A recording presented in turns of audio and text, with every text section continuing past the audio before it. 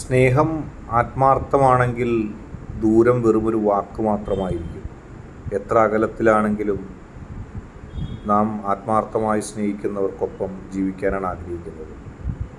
എത്ര അകലത്തിൽ നിന്നുള്ള വ്യക്തിയാണെങ്കിലും ആത്മാർത്ഥമായ സ്നേഹമാണെങ്കിൽ നമ്മൾ പറന്നെത്തുക തന്നെ ചെയ്യും.